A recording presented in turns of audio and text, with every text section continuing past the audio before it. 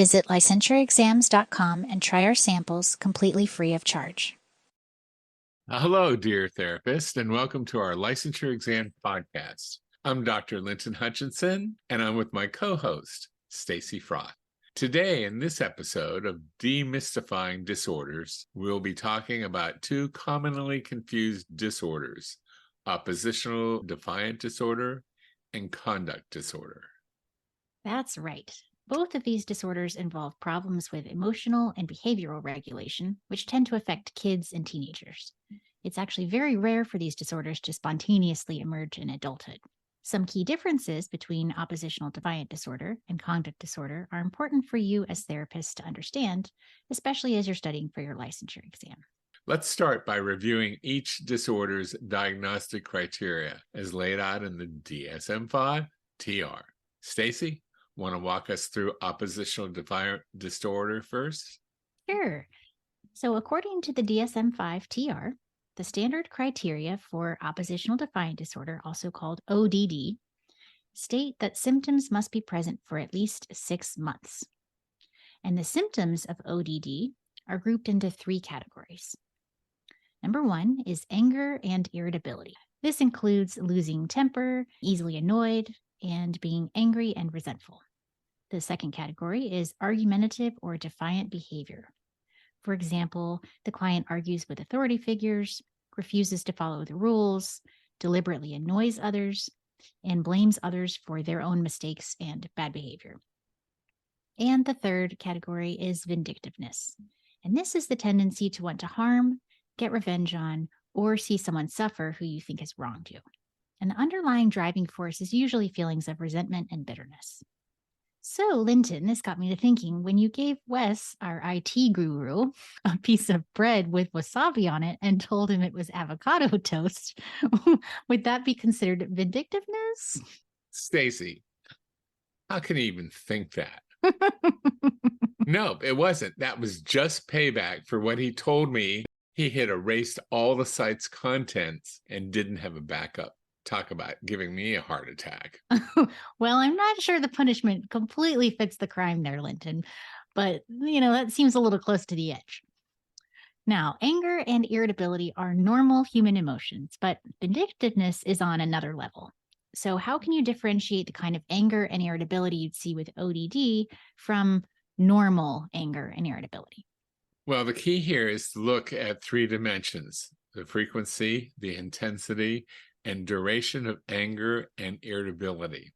With ODD, the child or teenagers will show frequent and persistent irritability or anger that is noticeably more severe than peers of their own age. This includes losing their temper regularly, being easily annoyed or angered by minor things, and having frequent angry outbursts or tantrums. The irritability and outbursts also tend to last for extended periods of time rather than being just the occasional or episodic. Okay, well, that makes sense. What about argumentative behavior? This seems like another, one of those normal behaviors that we humans engage in from time to time. Therapists excluded, of course. Of course.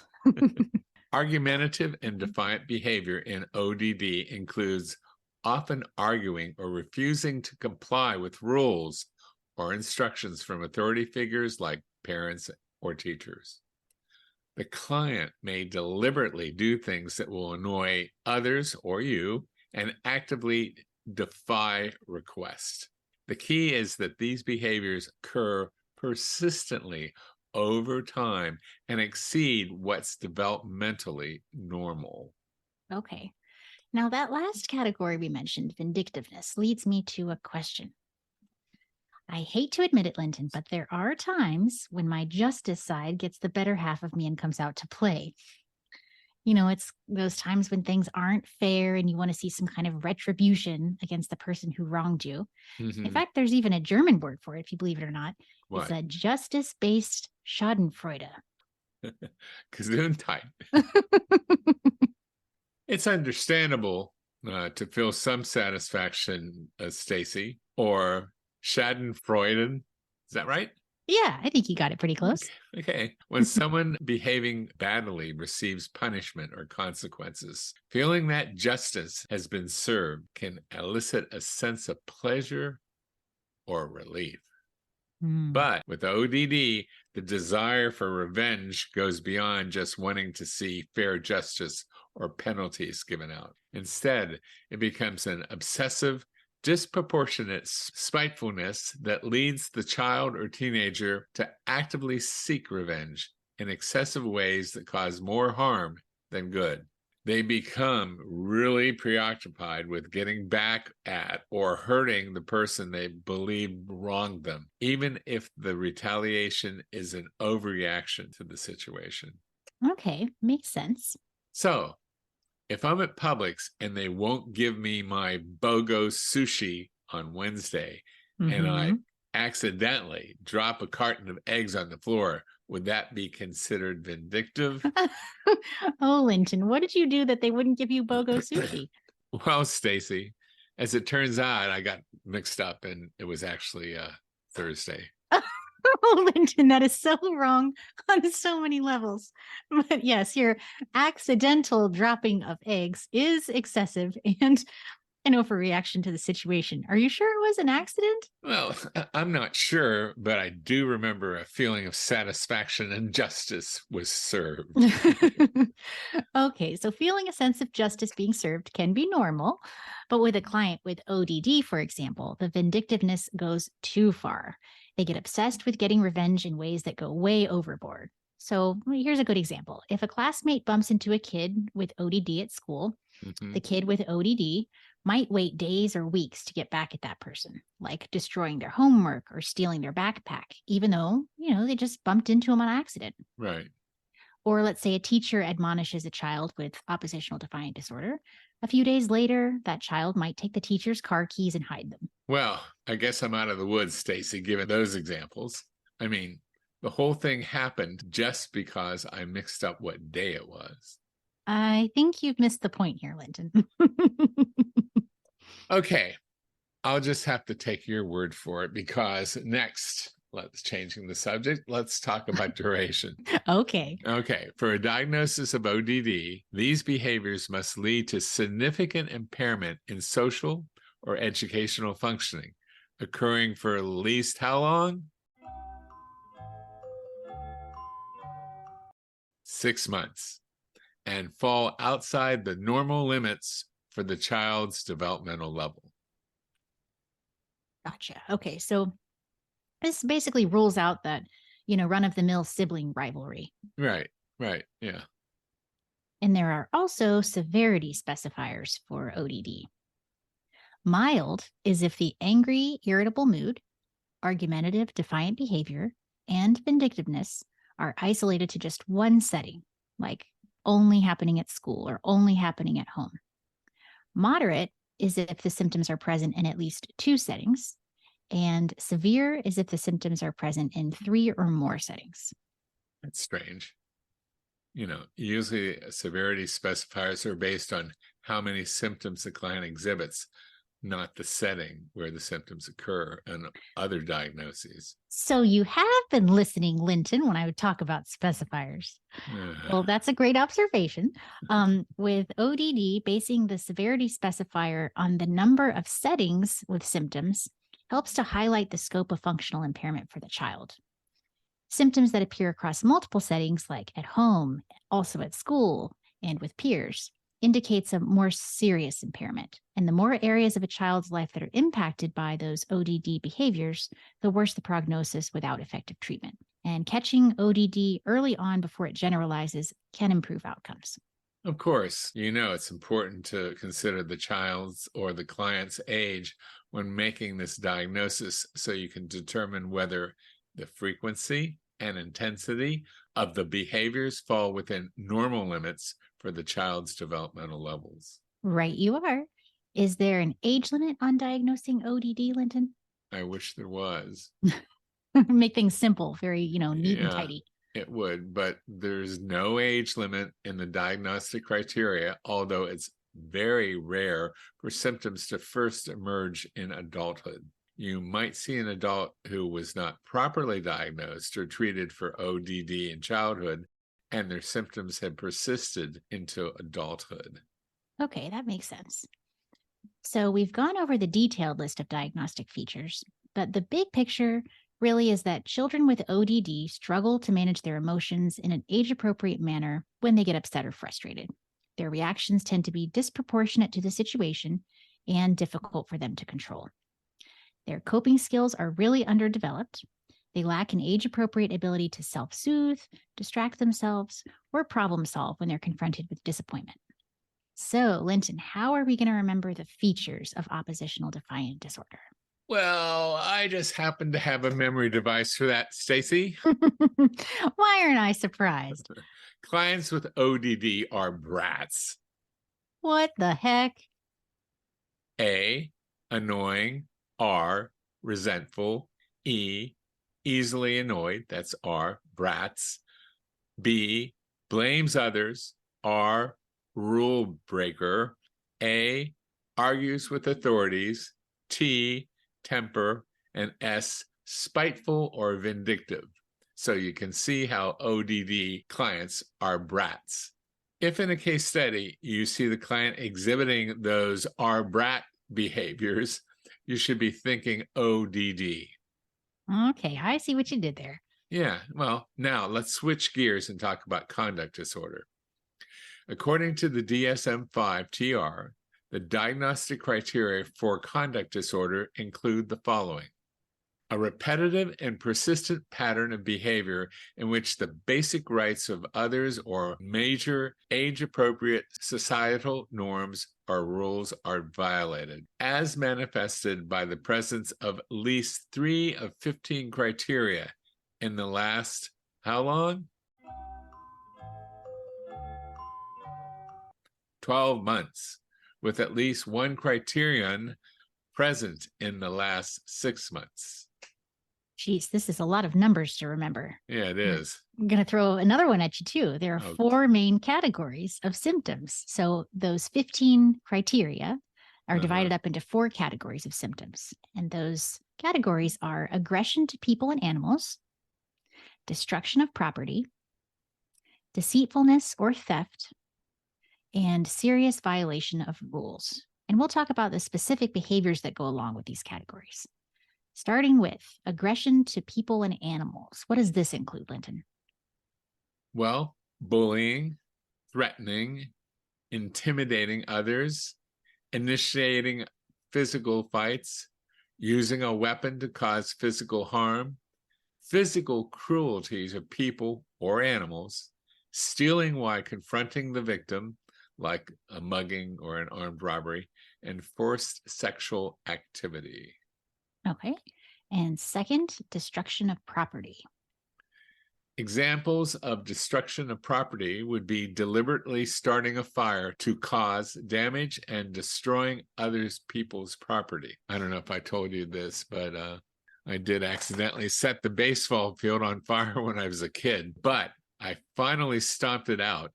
And there was this time when I accidentally set the back porch on fire.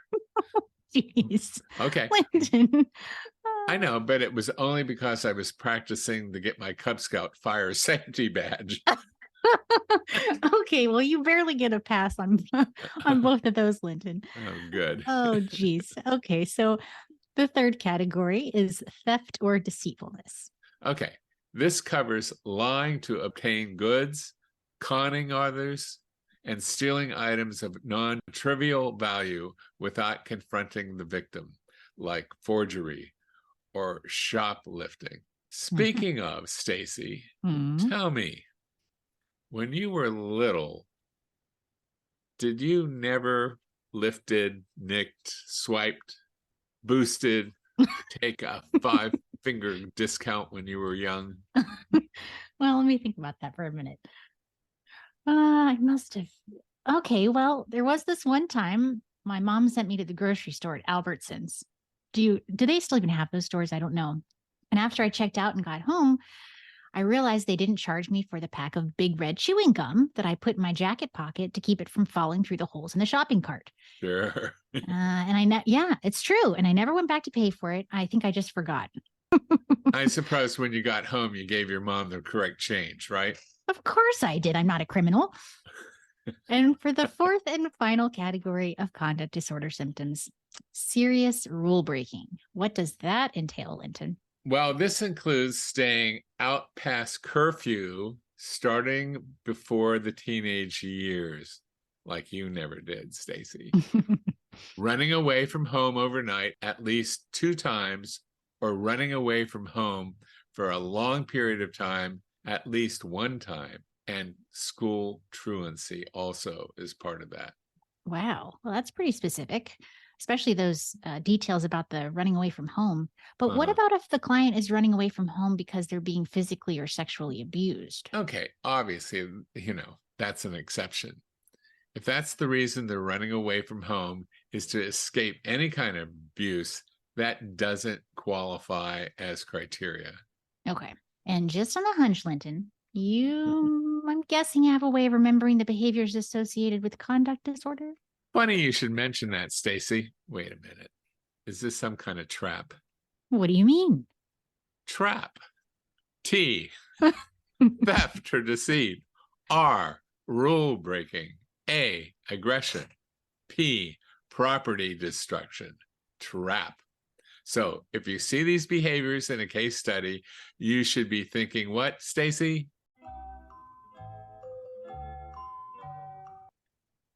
Conduct disorder. Uh-huh. Sneaky Linton. Sneaky. All right. How about a duration? How long does the client need to demonstrate symptoms before you can make a diagnosis of conduct disorder? In the past 12 months, the client has to exhibit at least 3 of the 15 specific behaviors we just covered, and at least 1 of the behaviors must be present in the past 6 months. Okay, so the duration is one of the keys that can help you distinguish conduct disorder from another disorder that could look similar, adjustment disorder with mixed disturbance of emotions and conduct. I hate to ask you this, Stacy, but are there any specifiers for conduct disorder? I thought you'd never ask, Linton. Yes, there are. Oh, God. And it's actually a really long list of specifiers for conduct disorder. So we suggest that as you're studying for your exam, you take a few minutes to brush up on those specifiers, and you can find them in the DSM-5 TR at the end of the diagnostic criteria list for conduct disorder. The specifiers relate to the age of onset, interpersonal and emotional functioning, and of course, the severity of conduct problems. You're not copping out here, are you, Stacy? No. Are you? Okay. So we've laid the foundation for ODD and conduct disorder. How are these 2 diagnoses similar? Well, both tend to appear during childhood. Mm-hmm. Both involve problems with emotional and behavioral regulation. Right. And both bring the client into some sort of conflict with adults and authority figures. Okay, so if I'm doing a case study, I might be able to find both of those behaviors for conduct disorder and ODD, right? Exactly. There's some overlap there for sure. Okay, so I guess how you're going to differentiate that is by figuring out what the key differences are. Yeah, and one of the defining differences between the 2 is all about control. So children or teens who have oppositional defiant disorder fight against being controlled through the use of angry outbursts, irritability, and defying their parents' or their teachers' instructions. So you tend to see a lot of verbal hostility, like arguing, losing their temper, or blaming other people. So children or teens with conduct disorder, on the other hand, not only do they fight against being controlled, they take it a step further and they try to control others by using aggression or intimidation tactics and manipulating people to do what they want. The behaviors associated with conduct disorder can really be downright scary. Physically hurting people or animals, threatening people, destroying property, think like arson or, keying someone's car, and stealing. And the best way that I've heard it described is that parents of children with oppositional defiant disorder feel frustrated, angry, discouraged, and sad. parents of children with conduct disorder feel fear. So they may actually be afraid to live in their own home with their child because they aren't sure of what they're going to do. That child, they may be worried they're going to hurt them, hurt another family member, destroy the house. It's kind of like a wild card. That's a really good way to just look at something and determine if it's ODD or CD, isn't it? Mm-hmm. So let's take a brief case study right now so everyone can understand the differences between ODD and CD, okay? All right, sounds good. Take it away. Oh, okay, here we go. Liz's parents describe her frequent temper outbursts at home, where she yells, screams, cries, and slams doors when she does not get her way. Recently, when her parents refused to let Liz play Minecraft on a school night, Liz screamed, "I hate you," and stormed out of the room, slamming the door forcefully behind her. At school, Liz often refuses to comply with classroom rules. Despite reminders and consequences, she continues to get out of her seat without permission, calls out in class instead of raising her hand, and talks to classmates during quiet work time. When she's reprimanded by her teacher, Liz argues and talks back. Yesterday, when the teacher asked Liz to stop chatting with a peer, Liz responded, "That's so stupid. You never let us talk." And she just continued her conversation. Last week, Liz purposely threw paper clips at a classmate sitting next to her, even after he asked her to stop. When the teacher intervened, Liz lied and claimed that the other student flicked paper clips at her first. When Liz was not invited to a classmate's birthday party last month, she retaliated by excluding the classmate from games at recess. All right, from that case study, which disorder fits Liz's symptoms the best? Oppositional defiant disorder or conduct disorder?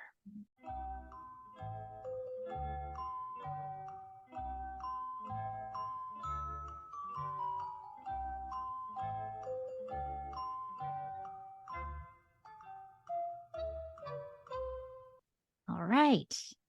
What is oppositional defiant disorder? That is correct. And why is that? All right. Well, there seems to be a pattern of angry outbursts. So Liz, for example, losing her cookies when her parents tell her that she can't play Minecraft on a school night. We've got defiant behavior towards authority figures. She's not following the rules at school. She's talking back to her teacher. And there's this intent to aggravate or annoy peers. For example, the paperclip episode with her classmate. Right. And to really drive it home, if I were to put myself in Liz's parents' shoes, I don't think I'd be feeling fear so much, but more like maybe exasperation, probably some anger at her inability to follow the rules. You got it. How about a quick summary before we sign off for today? Sure. Oppositional defiant disorder involves problems regulating emotions, including frequent angry outbursts, irritability, and defiant behavior toward authority figures. The behaviors occur persistently for at least 6 months. Conduct disorder involves violating rules and the rights of others through aggression, destruction of property, deceitfulness or theft, and serious rule violations. At least 3 specific behaviors must have occurred in the last 12 months, and one of those behaviors must be present in the last 6 months. While both disorders involve emotional and behavioral dysregulation and conflict with authority figures, oppositional defiant disorder is characterized more by verbal hostility and a defiant attitude. Conduct disorder involves actively trying to control or harm others through more severe behaviors. Oppositional defiant is often frustrating for parents or caregivers, while conduct disorder tends to elicit fear. All right, that's another pair of disorders demystified. Until we meet again, remember, it's in there. It's in there.